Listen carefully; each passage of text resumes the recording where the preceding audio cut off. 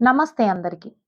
రాజుగారు తన దర్బారులో ఉన్న ముగ్గురు మంత్రులను పిలిచి, "నాకు చాలా మంచి పండ్లు కావాలి. కోసుకొని రండి" అని అడవికి పంపిస్తాడనమాట. ఈ ముగ్గురు మంత్రులు సరే అని చెప్పి అడవికి వెళ్తారు. అడవిలో ఈ మొదటి మంత్రి రాజుగారు చెప్పారని నిజాయితీగా చాలా మంచి మంచి పండ్లు ప్రేమతో సేకరించి ఆ బ్యాగ్‌లో వేస్తాడనమాట. రెండో మంత్రి రాజుగారు ఇంత బిజీగా ఉన్నారు. ఇంత బిజీలో నా సంచి ఓపెన్ జేసి చూస్తారా? అనేసి కుళ్ళిపోయిన పళ్ళు, చెడ్డ పండ్లు, మంచి పండ్లు అన్ని పండ్లు ఆ బస్తాలో వేసేస్తాడు.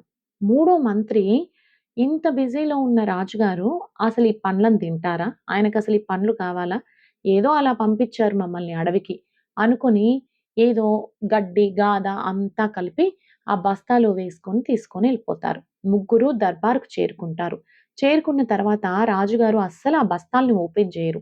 ఓపెన్ చేయకుండా భటులను పిలిచి ఈ ముగ్గురు మంత్రులని వాళ్ళ సంచులతో కలిపి ఒక వేరు వేరు కారాగారాల్లో బంధించండి.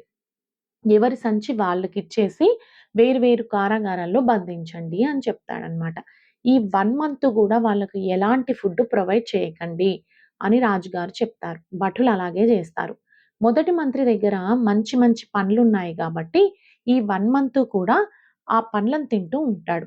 రెండో మంత్రి దగ్గర అన్ని కుళ్ళిపోయిన పండ్లు, అక్కడక్కడ మంచి పండ్లు ఉండడం వల్ల ఆ పండ్లు తింటూ ఉంటాడు. ఆ పండ్లు తినడం వల్ల కొద్ది రోజులకే అతను జబ్బులో పడతాడనమాట.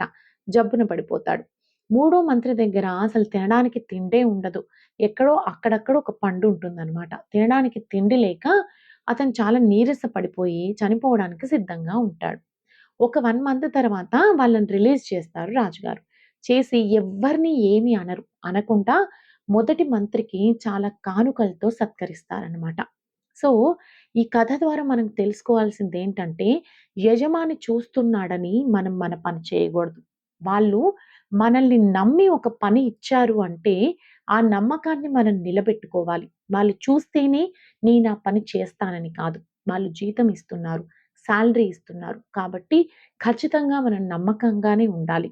ఆ నమ్మకానికి తగ్గ సత్కారం మనకొక రోజు ఖచ్చితంగా వచ్చి తీరుతుంది.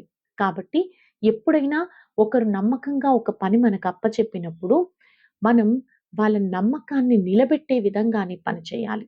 ఏమంటారు?